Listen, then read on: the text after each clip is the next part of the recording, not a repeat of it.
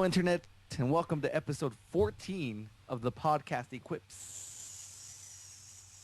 As always, I'm your host, Miguel Zarate, and alongside me is my best friend, John Valencia. What's up, Internet? Wow! You know what I'm going to ask, John, so just answer the question.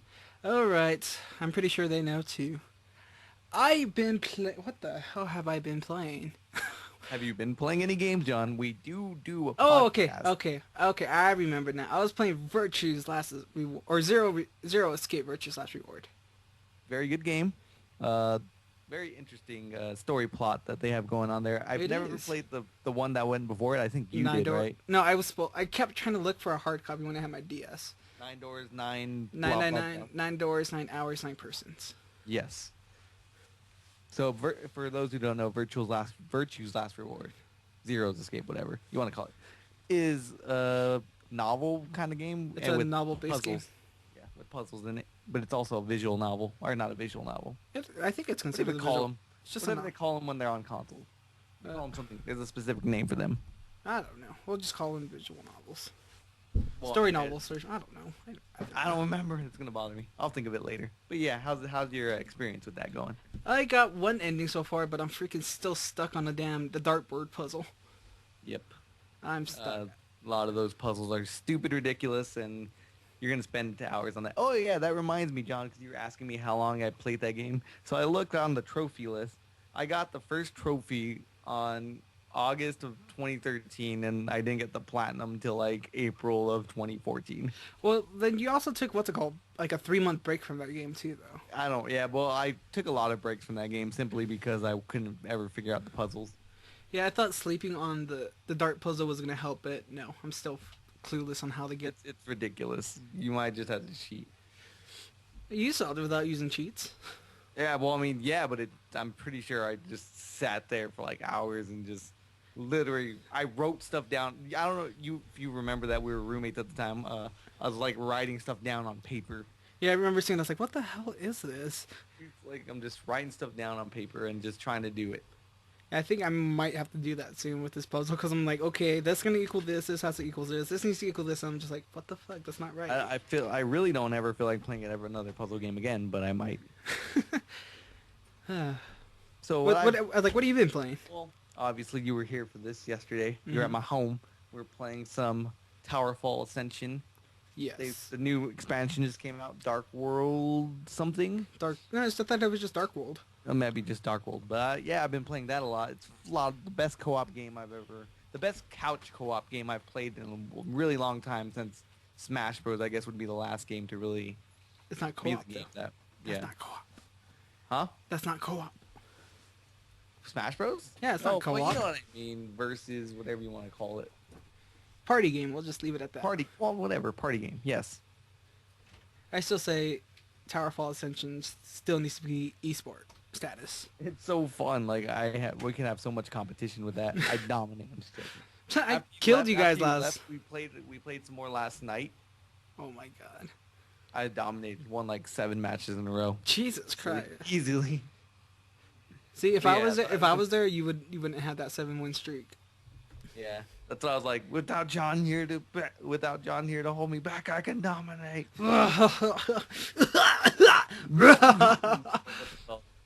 Yeah, I've been playing that, and I picked up Shovel Knight again. Starting to play that again. I started playing Murasaki Baby again. Yeah. Speaking to the damn microphone. I am speaking. It's like right in front of my face. Okay. Can't really hear you. But yeah, Murasaki Baby, once again. Playing it again. How's that going for you? It's fun. I stop after I say like one person, then I'll leave it alone, play another game, then go back and pick it up. I just want to get to the end song again. I think that's all the game. I was going to pick up Skyrim again this week, but I'm thinking I'm going to pick up Fallout. I'm thinking I'm going to start playing Fallout 4 to get ready for Fallout 3 to get ready for the inevitable announcement with Fallout 4. Which leads us to our first news story of the day, John. Which is? Fallout 4 has pretty much been confirmed. Yes. So it turns out that Del Toro's film company he was working on the trailer for this, and one of his people put up his resume, and lo and behold, it has a Fallout 4 right there trailer on his resume. So that all but confirms that Fallout 4 is real, and all knew it already because why would Bethesda have their own press conference? They have to have something big to headline that. And this pretty much just confirms what we all know. Fallout 4, and then another Elder Scrolls. I don't think they're gonna announce another Elder Scrolls. They have online. Huh? They still have their online. Yeah. Which is, I don't know. I might play it when it comes to consoles, maybe, if I could get a good deal on it. I'm just glad I don't have to pay monthly subscriptions for it. Mm-hmm. I hate that's what they're turning me away from WoW. And plus, WoW was really boring. Well, I mean, I feel like any MMO is going to be boring unless you're really into them. But, I mean, this is just... Elder Scrolls was not meant to be played online, you know what I mean? Mm-hmm. I feel like it's the reason it was so fun is because you go at it at your own pace. You don't have to have party members. You can just go explore the world and do quests. I mean, which you can probably do in this game, but it's a little bit different because you have to do the MMO, kill certain monsters, then you go grind and blah, blah, blah. Whereas in Elder Scrolls, most of the time, they just the monsters like level up with you. And so it's always a difficulty Yeah. without having to be blocked out from something. Yes. So, I don't know. I feel like it's not, the online experience is not going to be the same. But I could be wrong. I might pick it up when it comes out to consoles, which I think is pretty soon, actually, summer, I believe, July, somewhere in there. Yeah, I think so, yeah. But it's So, like, yeah. I honestly think, though, I think, like, the Elder Scrolls, I think they pretty much jumped the shark since they see, like, a lot of people are just jumping on the MMO MOBA train. Well, it made sense. Like, I mean, we've all thought about that before. Oh, like, this would be pretty cool online with co-op, but I think that they didn't do it right. You know what I mean? Yeah. Like, they made it too much like an MMO and not enough like the original games. See, I think if they would have had the original, like, if they were to do another online again, like, have it pretty much for, kind of like a Bloodborne deal, where you can just summon someone into the thing, into Yeah, their game. I think that'd be better. Like, I think without having, you can have an open world where you can have maybe like 2 or 3 friends join you on your quest. That'd be cool. Yeah. Not like 10,000 people playing at the same time. Like, that'd be really awesome. Yeah, instead of like everybody running around, kind of ruins everything. Yeah, and then Ruins the experience that brings.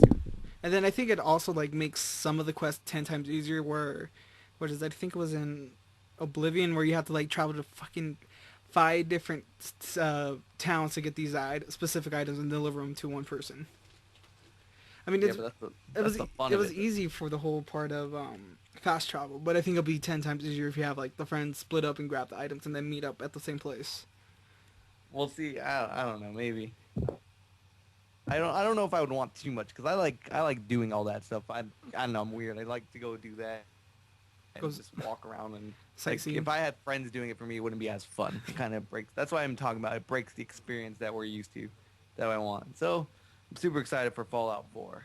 So I'm gonna probably play Fallout 3 to get me ready for that. Why, we got Fallout 1, 2, and Tactics free from GOG. I know, but the point and click adventures aren't the same as the open world ones. But I might play those. Who knows? Maybe I'll. Actually, that's a good idea for my Let's Play this week. But yeah, so that's the Fallout 4 news. Anyways, I didn't do the intro yet. Oh yeah, we just started rambling. If you didn't know, Internet, this is Podcast Equipped, where John and I come equipped with news stories and just topics we want to talk about the video game industry.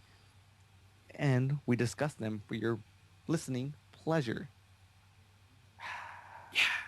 Yeah. Anyways, more news, John. Yeah. Nintendo's E3 plans have been revealed. Yeah, so I was actually surprised at what their plan was. What are some of their plans, John? They're actually bringing back the World Championship. Which is weird. What games do you think they're going to have? Like, I could see, obviously, Smash Bros., maybe Mario Kart. Do you think they're going to bring back, like, the old games to play? I think that'd be awesome if they have, like, a speed run of the Super Mario. I'm actually not even sure, like, World Championship, it was, like, back then it was Mario and Tetris. Yeah, Mario, Tetris, Dr. Mario? No, maybe. I want to say Excitebike, but it could be wrong. I don't remember. I think it was Excitebike too. But like I said, what do you think they're going to have? Do you think they're going to have Smash? Obviously, I think Smash Bros, Mario Kart, Mario Party? No, I don't think Mario Party. There's too much like luck in that game. There's really no skills in Mario Party. I'm going to say Super Mario Bros. For Wii U, maybe. That would be interesting. 'Cause, like those old games were just like run through and stuff. Hmm. Because like Like, with the new platforms, the new how all the games are now, I don't know what the hell they're gonna do. oh, that's all I'm really interested to see. Or like if they're just gonna bring back all the old games and that. I think that'd be fun if they did that. Even if they just did that, just brought back the old Super Mario Bros, Tetris, and just brought them back and we played those for the championship. That'd be fun. See, I would go for the Tetris one. We all know how much I love my Tetris. Yeah, but you won't do shit. I can try. Sure as You're hell not try. ranked like the rest of them, John. I'm ranked in PS4 and Xbox 360. The vaunted Xbox 360 version. Remember, I was number one in the U.S. and the world for 1 week. For that 1 week, I How was many happy. people were playing that week? I have no idea. I didn't go back. I was like, Zero. nope, number You. one. It was you. It was just me. It was you. Like I could probably go on the Marvel vs. Capcom 3 and just dominate. Be on top of the leaderboards all week. Yeah. Because let's be real, how many people are playing that game still? Probably no one. Me and Alex, we kept doing that for like Just find each other. Heroes and Heralds. I was like, oh, is that you? Yeah. I was like, oh, I found you. Let's play. Okay, let's play. But yeah, so you can enter the World Championship Edition at select Best Buys. I wonder which Best Buys. Is there going to be Best Buy near us? Can we do it? Can we enter the championship? Remember when they did it with Smash Bros. Where you could play the Super Smash Bros. For Wii U at select Best Buys? Correct. The closest one from us, since we live in Tucson, was in Mesa. Mesa. We can So- make it there. I'm hoping there's one in Tucson, though. I kind of want to... We're a growing market. Maybe. Possible. I Probably mean, not, though. I could see it, the one being on across the street from Park Place. Mm-hmm. Anyways, they will not be showing The Legend of Zelda Wii U, Why ever not? which is weird. Why? I don't get why. This game just got delayed. People want to know information about this game. I don't see why they're going to show zero about it. You want to know why? Why? Nintendo wants to reveal games that are going to be released during the holiday season of 2015. That makes sense to focus on those games, but people are still going to want to know, like, what's going on with this game. We want some information. They haven't really given us any information. The short demo we got was just them running through a field. Mm-hmm. I mean, other than that, we haven't seen much. We've seen the combat where you can jump off the horse and shoot an arrow and you go slow-mo. Yeah, that was pretty cool. I'm not That gonna was lie. awesome. Don't get me wrong, but we haven't seen anything since, and they just delayed this game, so Well, weird. they better put a Robin Williams NCP still. It's just weird. We don't know. Nobody knows what they're doing with this game, and The I world want was to too know. big. Like, I want to know, and that's E3 is the perfect place to do it. They'll probably do it next year, maybe. Yeah, But- well, I mean, it's coming out probably early next year, so I'm gonna imagine they're gonna have to. They're gonna have to do announce it somewhere. They're probably just gonna have their own direct, like they always do. They just announce random directs. Okay. Which, But- oh yeah, forgot to mention. Of course, everybody probably assumed this and knew this by now, but they're not doing a conference again this year. They're just doing another direct. Oh, Nintendo, when will you Which take the stage? For me, that takes away like the specialness of E3 because they do directs all year round. You know what I mean? Yeah. So just to say you're doing another direct, it's kind of like, yeah, it's fun. Like last year, they got the Robot Chicken guys to do like short clips for them. Yeah, that was That funny. was funny, but it's just not the same. And their E3, their direct will take place on the Tuesday of that month. But see, I don't know. Like, there's a lot of stuff to be like keeping your eye out for the E3. Like games being released, games being reviewed, like all over IGN, GameSpot, Game Trailer, and then you have Nintendo still to worry about what they're direct and what they're gonna announce and what they're gonna show. I don't know. I'm not too worried about them. Honestly, I don't think anybody is. The Wii U has proven to have been a failure already. I pretty much think that Legend of Zelda Wii U will be the last big Wii U title, and then Yep. they're gonna move all their marbles to NX. Yeah, there's probably not gonna be any Metroid for Wii U, Yeah, which is gonna be weird because there's always a Metroid for each life. Well, that's whatever. I mean, Wii U has just been a failure. You can't do anything about it. I don't think there's any point in trying to save the Wii U at this point, especially when you already announced NX. So more people like me, I was gonna buy a Wii U. I really wanted to buy one, but with NX announced, there's no point in me buying a system that's not gonna be supported. I still want it for Mario Kart. What really is getting me though, I think I've mentioned this before. It might have been on the podcast we lost. Uh, the last console maker to do this, or they killed their own console really quick, was Sega. They did it with the Jaguar, where like not even 2 years later they announced the Dreamcast, and then we saw how that worked out. The Dreamcast was awesome and it was a good console, but it was too late. People had lost complete faith in them. And And I would be if I bought a Wii U, I'd be pissed that they're already going to stop supporting it. yeah, because I mean, do you think Nintendo's going to be falling to pretty much the same pattern as Sega though? Like, will they fall off the market and we'll be able to play a Mario game on a PS4 soon? I think that's where it depends on what NX is. If NX is this, we've talked about it, and a lot of people speculate that it's going to be a handheld mixed with a console. I think if they do something like that, they can stay making their own hardware. But if they don't, if they try to compete with Microsoft and Sony, then they're going to have to create a really strong console that has third-party support. Yeah, but we see how stubborn Nintendo is with third-party support, though. Yeah. Well, I mean, look at all their consoles that were successful, John. It's 64. No, the 64 is not considered a success.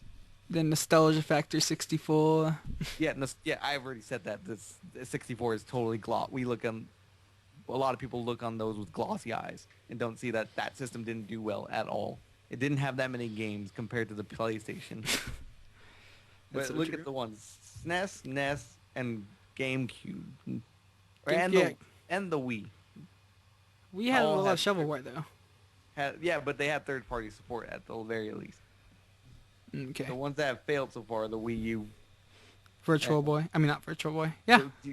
The Virtual Boy. Well, I mean, I'm not even counting that. That was just never gonna do anything anyways.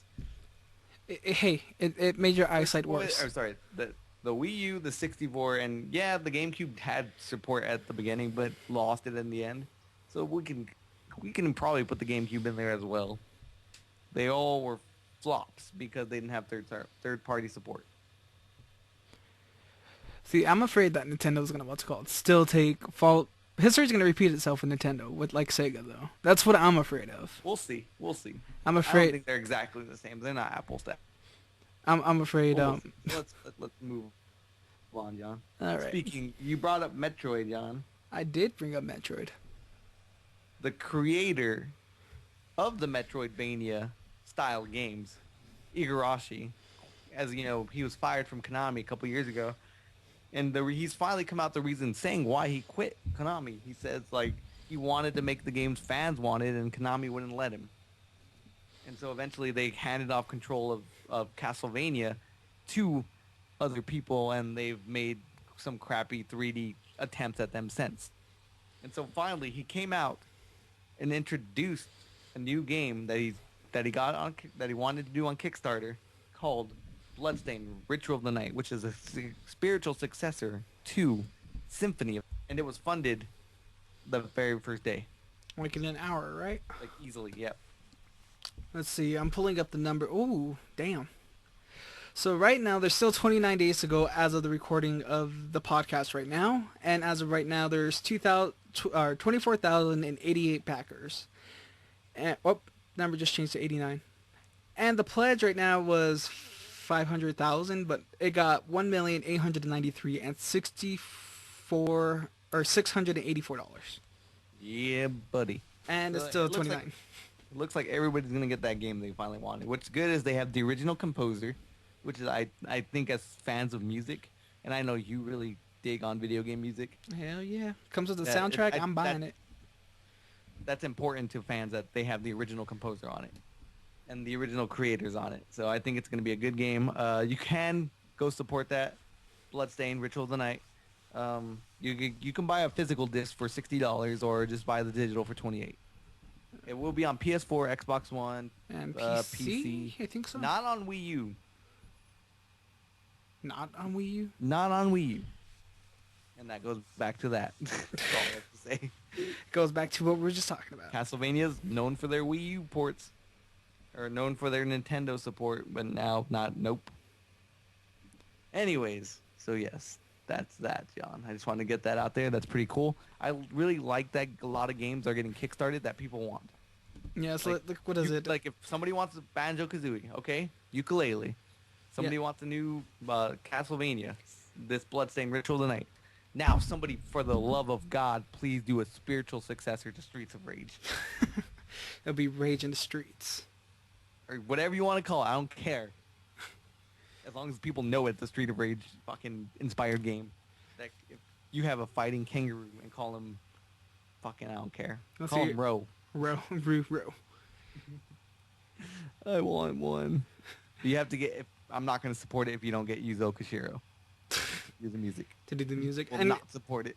And the way how the music has been going with gaming, oh god, I'm actually kind of interested to see what he would do for the spiritual successor of that.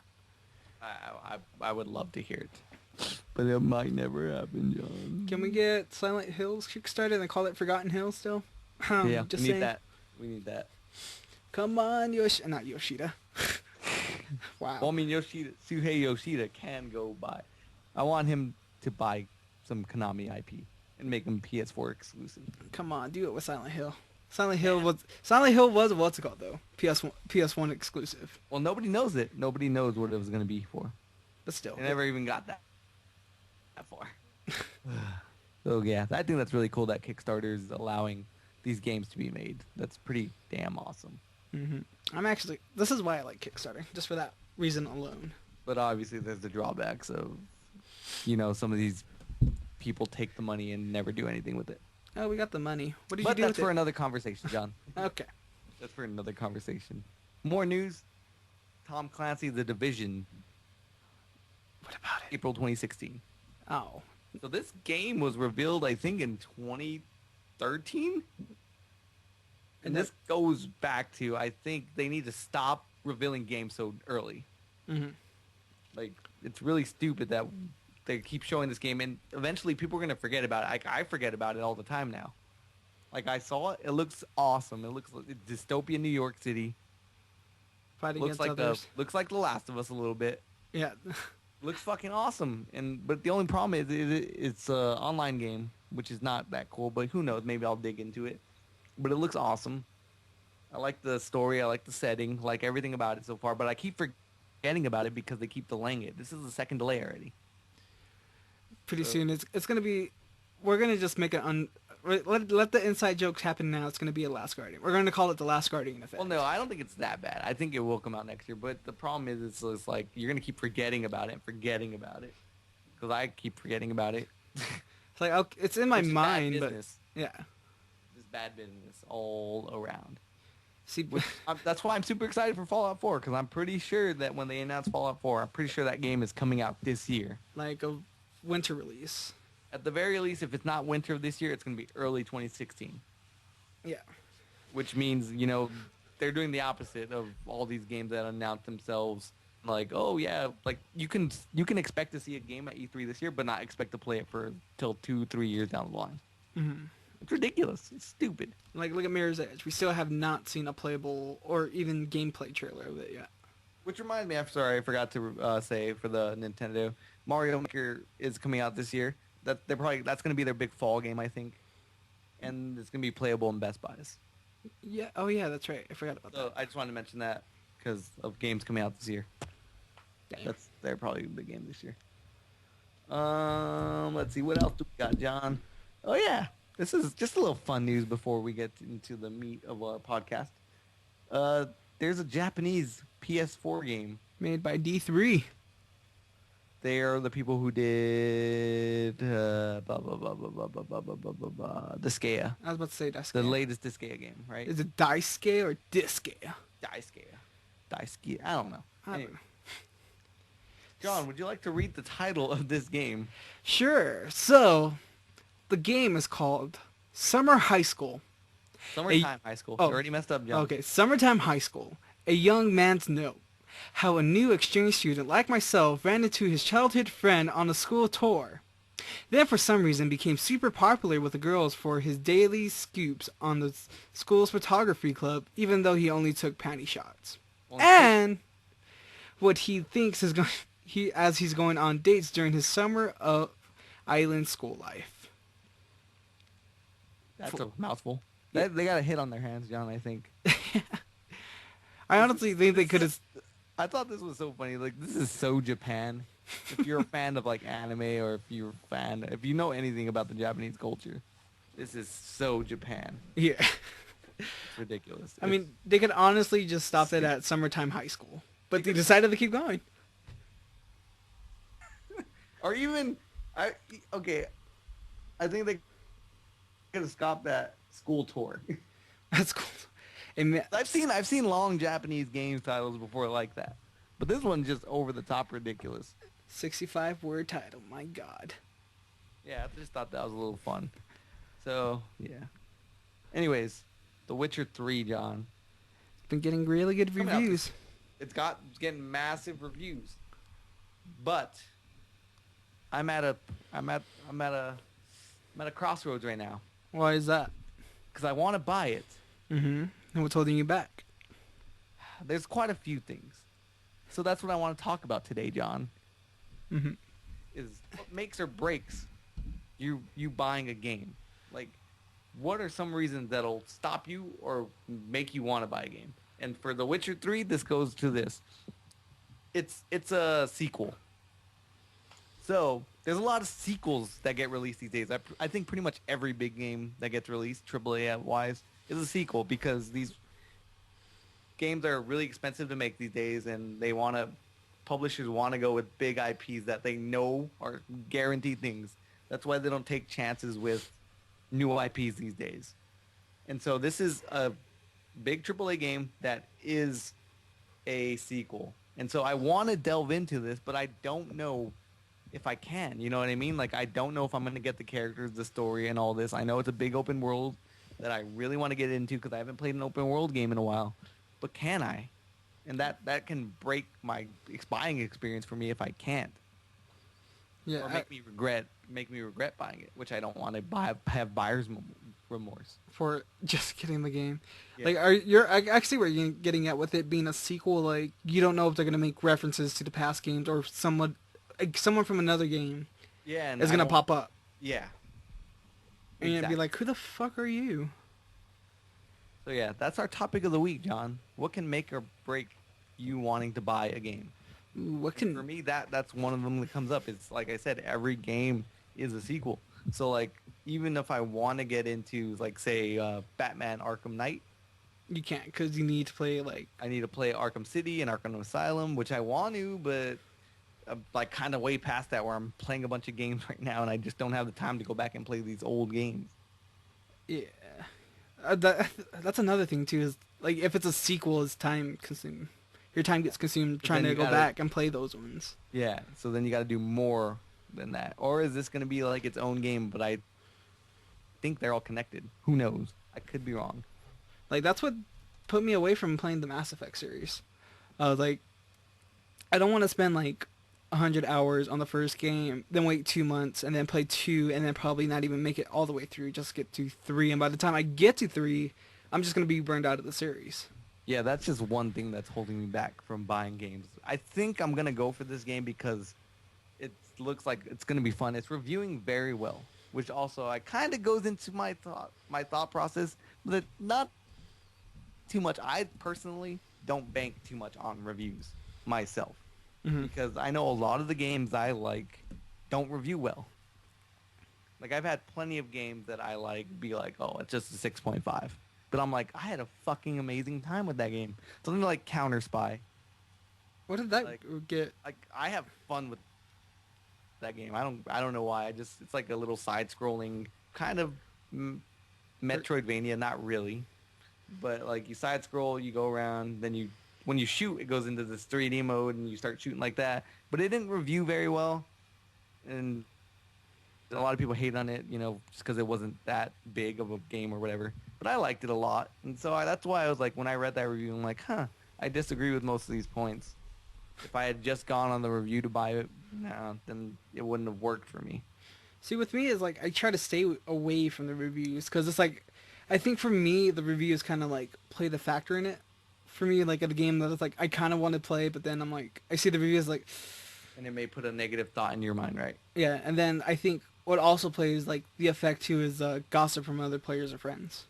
See, that's really hard though. Like, if it's from you, might give it a thought, but I think we play a lot of different games where I know, like, hey, maybe even though he didn't like this game, it might still be for me. But if you tell me a game's completely broken, I'm gonna trust you on that. Yeah. So that works out. See, like, okay, so like, As long as you're taking it from people you trust. yeah, so like with me, like, I hate the Assassin's Creed series, and then you like the second one, Third, third. I But tried to get into it. I thought you did. I did get into it. I was for a little bit, but it was just too repetitive to me. Uh, and I got it used, so it wasn't that bad. And that goes into another thing that I probably don't is paying for games these days is really hard for me. Like, and I told you already, and I might have mentioned it I think I mentioned on the first episode of the podcast that my New Year's resolution was to buy more games this year. Yeah, and But I haven't been doing that because it's hard for me to get past buying a $60 game. That's a lot of money. $16 For something, take a chance on something that I'm not guaranteed to like. Yeah, because then there's let's see that's another thing that held me back from getting the order was, oh, it's a short game. Oh, it's just like a museum type game where you look but you can't touch. Yeah. That's what kind of like threw me away from getting the order, but I think I still might get it since the price kind of dropped on it. Well, I mean, yeah, once the price drops, it starts to get easier to like take a chance on these games. Like I wanted to play what's it called, the South Park game, really bad, the Stick of Truth. I really want to play it, but I didn't know if it was something I wanted to play at the time. Like I was like on the fence because I love South Park, I love the show, but I didn't know if I had time to play this RPG. But I heard nothing but good things about it, and I was really hyped. But then I let the paywall in front of me, like, nah, don't buy it. You could be doing so much more with $60 at this time. You know what I mean? But then like once it went on sale, I'm like, boom, jumped on it. And I didn't regret it, and I fucking love that game now, and I'm playing through it right now. Like that's like the worst thing is paywalls for like to hold you back from getting a game. Yeah, it's the worst. It really is. But I mean, it's reality right now. You know what I mean? Like we're saving up to move, and so it's like we're saving up, and we want to get to where trying to go, San Francisco, or in that area at least, the Bay Area. We're trying to move over there, and so it's like. Right now, I'm like, I want to buy all these games, but it's hard. Yeah, because it's just like $60, or I could just spend $60 here, or I could just use the $60 to save it for the trip, the move. It's so hard to be a gamer at times. Well, I mean, it's hard to be an older gamer with responsibilities. Well, why can't we not have responsibilities but have the money? I gotta pay the bills. I gotta do all this. And then after that, it's like spend after you, like, especially after paying the rent, when a lot of games came out, and you're like, I just paid the rent. Like, I have the money for these games, but I just paid the rent. Do I really want to spend $60 on another game? And there's so many games, coming out these days. It's like, and even if they're like 10, like, because we've already said on the show, we love indie games. But there's so many indie games coming out for like the Vita and the PS4 that I'm like, oh, it's $10 this week and $10 next week and $20 this week. See, that's God. That's what it sucks with like doing like bills and whatnot. Having even like a $15 game, you're just like, I could save this for something else, but I could go eat with that. I could go out to the bars with that. It's just, because like we have, and then that's another thing. Time, John. Time. You only have certain amounts of time with your days, especially when you're a working man like we are. Like I go work 30, maybe 32 to 36, 37 hours a week. I'm always working 30 like when I get home, I kind of just want to unwind. And sometimes, playing a video game can be fun to unwind. But then it's like, which one do I play? I want to play Shovel Knight, but I also want to beat the Stick of Truth. And I'm replaying Uncharted right now. Again? Doing this? No, well, I'm just saying. I'm just throwing out. Okay. So it's like, and then you're like, oh, but then I started watching this really cool show. Oh, and I kind of want to watch that. And then somebody comes over. Hey, what do you want to do? Do you want to go watch a movie? Oh, yeah, let's go watch a movie. Or yeah, let's go out to eat. Or yeah, let's go out for a night of drinking and at the bar, or play some pool, or go out and throw a football or something. You know what I mean? Yeah. Like all these things tearing me apart, and it's just like, That's another thing with The Witcher. It's like I want to play this game, But then you but gotta put 100 and plus hours in that game. yes, and then it's like, like I want, I really want that experience. But is Witcher gonna give me like that? Like I heard nothing but great things about this game right now, so I'm like on the like really on the fence of getting it. Like the paywall is $60. I mean, for a 100-hour game, I guess I can't complain too much. But then it's just like, will I play this? Will I sit down and play it and justify my purchase? Yeah. Oh And man. then what happens to all the other games that I'm playing? Do I just drop them? See, oh god, that's what I hate about having so many games to play. It's just like, okay, I can play this. I should probably get started on this. Oh look, a new game's out. I'm buying it. Oh, I need to do a let's play. Oh no, I don't want to do this game. Yeah, sorry. And then, yeah, now we're doing the podcast, so now I feel like I need to touch a bunch of games. You know what I mean? I want to stay current. See, I don't know. Like I feel like we're just a podcast that we just play games here and there. Imagine trying to do like journalism where they have to play, like they actually get the games like a week in advance and play yeah, it. if you hear like anybody from IGN or GameSpot or Game Trailer, they're always like they love E3, but they're sometimes miserable because like they can't play any of these games. Like they play like 20 minutes and then go to the next show, play the next game, play the next game, Oh, there's another show play the that next we gotta game, go. and then like a game releases that they're really hyped for, and they like if it's a long game like The Witcher, I imagine like they're gonna put like 20 hours or something into The Witcher, but then something else will come up, like And- hey, you got to review this game. And like we're lucky, like, you're right. Like we don't have to play these games. Like I definitely won't. I can say right now, I won't be buying Arkham Knight.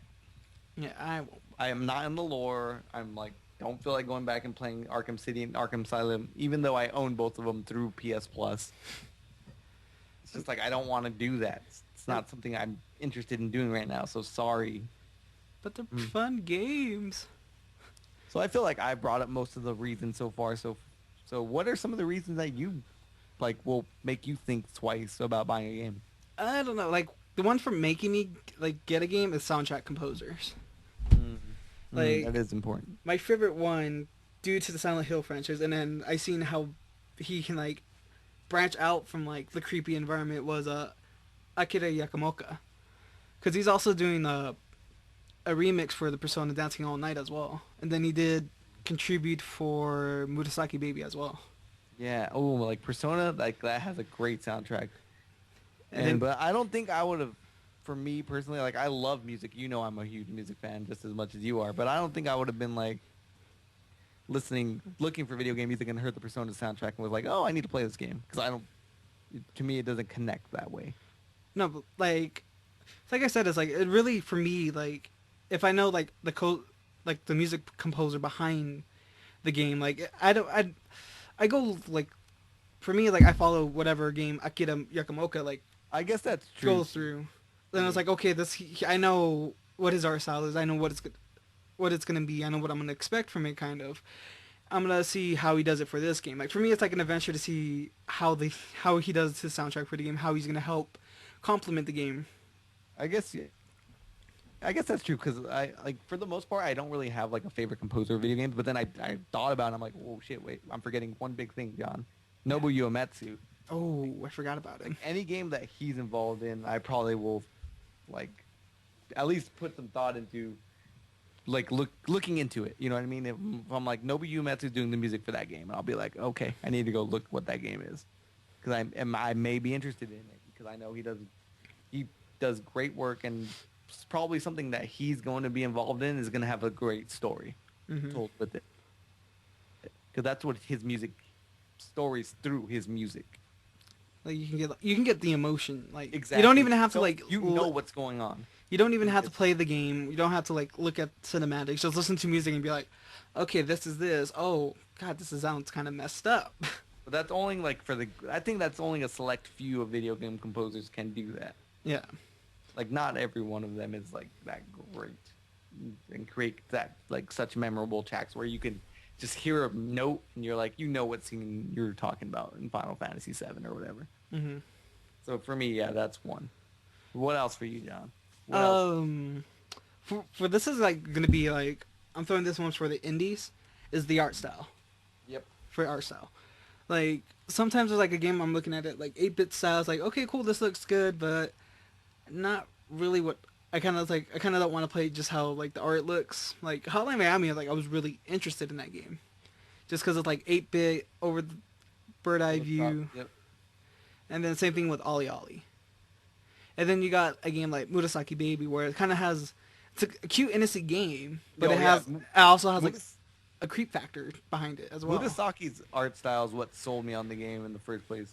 Because I don't think I would have been like, oh yeah, it's a touch screen game where you gotta lead this little girl this way. Like, if I had just heard that, I'd been not into it at all. But I saw the art style, and the art style was really pretty, and it looked great on the Vita screen. And the whole setting for that game, it's just a fun little game. Like I could see like Sony doing a short for that. You know what I mean? Yeah, Like like I wouldn't be like I think that'd be awesome if like say before the Ratchet and Clank movie, which comes out next year or whatever, like if they had a short of Murasaki Baby, like that'd be fucking awesome. yeah, because it's like for me, like what I got from it was like how the setting was set up was through like her like the baby's eye. Yeah. Like, oh, this is how she views the world. This is what like scares her. She's unsure what's going on. Like that's what kind of sold me was like the art style. Oh, it's like in the mind of the main character you're trying to save and walk through. Yeah. I think aesthetic in the whole point is like if you tell me there's a game like that's dystopian, Mhm. I'm really into dystopias. So it's like if you tell me that like The Division, that's why I'm super interested in that game, or like The Last of Us, I really love that game, or Resident Evil, love that game. Like they're all dystopias, and the Fallout 4 dystopia. It's like that aesthetic is you that's gonna get me interested immediately, as long as it has a good story to go with it. Mhm. See, like that's what I said. Art style like plays a huge role. Like we got like with me, you know, I like the Gothic era for like the timeline, and then when I saw Bloodborne, I was like, oh, I need to play this game. Victorian London. Victoria, London, Gothic like galore. So I No- was like, Oh, God. I was surprised when you didn't get the order. I still want to get it. That's like Like, steampunk though. Yeah, that's kind of cool though. I really like that though. Anime games, love that. Love the aesthetic of anime. Like Persona, my God. Yeah. I Oh love my god, that comic art style that's coming to us in Persona 5. I know. I was looking at that too. I was like, oh my God, that looks so nice. Super excited for that. For me also, and obviously this should go into anybody. Any gamer should also decide by who the hell's making the game, John. Oh yeah, I missed the Who's main the part. dev? We discussed that last week. Who's our favorite dev? So it's like if no matter what Naughty Dog would have done after The Last of Us, I Just- would have bought anything they put out after that, no matter what it was. I was Naughty Dog fan from Crash Bandicoot. That's what I'm saying. But I would have bought anything they put out after that because it's like you trust the studio to make quality titles. Same thing with Media Molecule. I trust them to put out interesting titles that'll push, that'll be creatively different than anything I've ever played. Yeah. So, Like, like when you have trust in the studio, you just know they're gonna put out quality or something at least you like. yeah, especially like from software, you can expect a damn difficulty hike. Never Just buying playing their another game. one from them again. I'm definitely buying something from them. Never buying another one from them again. And then Soft Tune. Gotta give a shout out to Soft Tune. Is that the people who did? Soft Tune software for the Danganronpan and the Virtues or Zero Escape. Spikes? Isn't it Spike? Spike Tune, yeah, Spike Yeah, Tune Spike Soft. Tune. Yeah. So I was like, what's TuneSoft? I'm like, isn't it Spike TuneSoft? Yeah, I'm giving a shout out to them because they honestly like turn me to some of like my favorite franchises that are coming out now. I'm not sure if they're the ones doing it, but I'm really hyped for Steins Gate on the Steins Gate. Vita. Which one's Steins Gate again? It's just a visual novel. Hmm. I think it's visual novel. Damn it, I can't decide what it is. Anyways, yeah, I'm really hyped for that. Oh, that gets with me another thing. Like, in particular cases with the Vita, I'm pretty much gonna support any first party title that comes out because I want to support the Vita. Like me and you both bought Freedom Wars Day One. I bought Freedom Wars. I bought in pretty much every. Let's see. I'm trying to think. There haven't been many, so So see, I know I first party titles that have come out. I pretty much bought some of them though. have, yeah, like Ricochet Bloodlines. Bought that just to support it. I haven't even touched it since. I still need to buy it.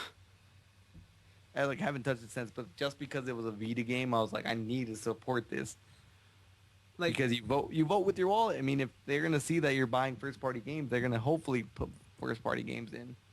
yeah, especially with like Persona Golden. I bought that new, even though Yep. I could have got it cheaper used. But seeing that Vita is already not doing so well, I'm like, oh, you need to buy all my games new for Vita. Yeah, pretty much. Like I can't buy a used Vita game. It's just like you need to show support. Like, hey, they're making money off this thing. So yeah, I think that makes or breaks me buying a game. It's Like I buy a lot of games for the Vita simply for that because I want to support it. the Vita. Will there ever be another rendition? Another? Who knows? I doubt it.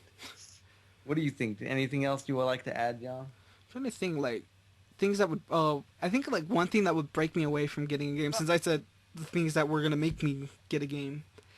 I think like something that would break me away from the game was like Evolved. I kind of wanted to get that game, but then I saw, oh well, we're gonna have season passes. You can buy this character for $15, this character for $15. I'm like, Also, like DLC, yeah, the DLC. I think like too much. too much DLC. Or like too announced too soon. Yeah. Ooh, oh, I just thought of one. Which one? Single, like if it doesn't have a single player campaign, like I'm not interested. Ooh. It's like I don't want to have games where I can only play them online. Like to me, that is not how I play games. Like if it has an online component to it, cool. But I don't want to have to always be connected to online to have to play. Like I want a single play experience. So that's like the Battlefront game that was just announced, the Star Wars one. Yeah. Like it has no single player campaign. Wait, it at all. doesn't? Nope. Damn. So that Like the to me first is one like- had a, like the first two had a single Yeah, they player had campaign. some story modes, but the focus was, I get that, the focus was always the multiplayer, but it always had a story mode just in case you wanted to do it. And now that this one doesn't, it's like, no, not buying it at all. Yeah, like what is it? Titanfall had a story mode, but you still needed to play online. Did it? Yeah. No, I could have swore Titanfall didn't have one at all. It had a story mode to it, but then you needed sure? to. Yes. Might wanna I'm look that up, positive. John. I'm gonna do it right. Wrong. I'm pretty sure I'm right. Pretty sure you're wrong. Titan. Titanfall is going Where was the game? on. Can. Oh, here we go. Titanfall campaign length. Titanfall 2 campaign. How long is a single player Titanfall? That was before it was released. That's Sounds like not. from what you're reading. It's from GameFAQs. I trust the GameFAQs. I don't trust you. Okay, so from IGN it says the campaign mode from Titanfall is basically multiplayer with a story element during between each match, like Class in So Titanfall. then it really didn't. It really didn't have anything. Then. No, it had a story, So but it's like Destiny. yeah, pretty much. Like yeah, you go around shooting shit, and We'll put some Well- story in there. we'll put this little guy telling you a little bit reason why you're doing it. I swear they like just fired the writer in the middle of that game development. Oh well, you're fired, but I'm still writing it. Yeah, we'll figure it out. And then on the opposite end of that too, if you force multiplayer into a single player game, no. Yeah, like Like Elder Scrolls Online. Oh god. And I think like for me, like there was a game I actually wanted to play that was PC only, the Secret World. Remember that one Nope. with the Illuminati Templar? Damn, that was a game I actually hyped for. Then I heard there was a paywall of you need to pay to win or pay to play. Ugh, that's the worst. That's yeah. Never mind. I don't need to get into that topic too much because I've already expressed my hatred for the pay to play games. Pay to play games. Nope. And then what else is? I think it's like I don't know what else can break a game away from me. That's a lot we came up with. I think one is like if your friends recommend it, but like if you buy a game and tell me it's good and like it has online, like I'm willing to play with you online. Yeah, So it's like yeah, I might get hyped for it. like But- Borderlands. Yeah, like Borderlands, like yeah, we can have fun with that, and it's not too much online multiplayer that annoys me. See that? I think like Elder Scrolls should have done something like a Borderlands film. What we just said, right? Like, Yeah. You can have 2 people, 3 people, whatever, and we go around doing it. Like yeah, that'd be fun. That'd be completely awesome. But no, I think the open world was too much. Yeah. Trying to think. I think that's pretty much it. Yeah. I think it's been a good episode, John. We got through episode 14. No, we're at 13. No, we're at 14. Don't Okay, lie. good. Good. Episode 14 of Podcast Equipped. As always, you can find us on YouTube at podcast. No, shit. At Equipped Gaming. Gaming. And watch us. Listen to this podcast every Thursday where it gets posted. And then you can come back on Saturdays. And see me. Do Look my out Let's for Play. John's Let's Play. And then we could go to Monday, where I do Miggy Plays Monday, or My Play Mondays, or whatever you want to call it. And then come back on Wednesday. Even though we didn't have an episode this week, we play different games. We play games on Wednesday as well. Do we do... So you're going to get more content, hopefully, from us. Yeah. We're still a young channel. We're working out all the kinks. We're trying to get better. Yeah, and then we're still working on, like, skits. And then I'm also working on beats, so we could probably do songs for this channel. Ooh, that's what I want to do in the intro for this show. It would be pretty awesome. I was like, I honestly think we should get together and do that. What? An Like, intro? help me, like, compose an intro. Because it's just me doing it by myself, and I'm like, oh, okay, I think this sounds good. But then it's like, yeah, it's something only you, like, you know what you like, and then Yeah. you need a second opinion. Yeah, so that's why I was like, I think we should, like, get together whenever, do the soundtrack, and then we'll have the intro. Okay. No deal. So this is stuff you shall be seeing in the future, guys. Future. Future. As always, you can follow me on Twitter at Mig_AZ. You know, I was just thinking, John, I need to start doing the intros in the beginning too. Like, the follow me on Twitter and stuff. Oh, yeah. It'd probably be better if I do them both at the beginning and the end. Anyways, you can follow me on Twitter at Mig_AZ. Him at Tagless02. And then I was thinking, John, I'm getting your name wrong. It's not 02. It's Zero. Tagless02. Oh, So follow us on Twitter. You can go on YouTube, follow John subscribe to John at Tagless02. It's okay. This, like, comment. What are some reasons you might not buy a video game? Let us know. In the comments down below. And that's it. Podcast Equipped, episode 14. We like to thank you. And please come back for some more of the next Where we can equip you guys with more news. news.